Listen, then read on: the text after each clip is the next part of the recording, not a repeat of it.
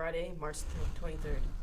Today on ZNL News Network, we bring you a story about a drunk party crasher who hit and almost totaled a fellow student's car. We also bring you a story about James Munoz, a teacher at Sisk Elementary School who started a garden club who wants to help students get their hands in the dirt. Our first story today is about a fellow student, Zarek Jones, who was at a party at his friend's house when his car was hit and almost totaled. Also, there are only 2 days left to donate to the canned food drive. So all I know about the accident is that I was sitting in bed with my mom and we were talking about how bad Zarek's grades were, and we were on the phone with my aunt, and then Zarek called and I was like, Zarek, hang up the phone, you don't want to talk to her. No, but then my mom was like, is he okay? Which then I realized it wasn't Zarek on the phone, it was a lady talking about how Zarek's car had been smashed by a motorcycle sideways and that everyone was okay and everything was fine. And I didn't really know anything about it until after. So all I know is that the motorcycle went in sideways to Zarek's car and that Zarek's friend was on the back end of the car and eating food, and Zarek was in the front. When I got rear-ended at my friend's house, we were sitting outside his house, sitting against my car, eating hot dogs, and his brother-in-law was drunk and he rode his motorcycle down the street. He was okay, and then he came back, went to go park it, and he whiskey throttled, which is where you just full throttle and don't have any control, sideswiped my friend's car and wheelied backwards into my trunk and almost totaled my car. The guy broke his knee in 3 places, here, and here, and totaled the brother's bike. So when he hit me, his front wheel hit up here, forcing my whole trunk up this way, and the back wheel slammed into here, and it dented all the way in and bent a support part in the frame, which almost totaled my car by $200. And then had to get a whole new trunk, whole new bumper with paint and everything.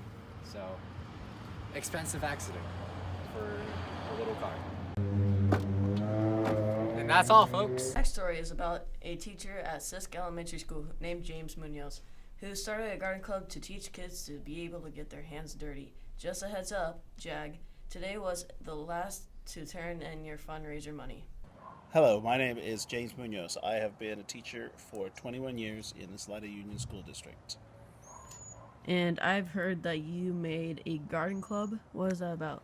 Yes, I run a garden club at my school for 4th and 5th graders, teaching them horticultural skills and planting skills and getting them to plant, maintain, harvest, and beautify the school and garden throughout the year. How many years have you been doing the garden club?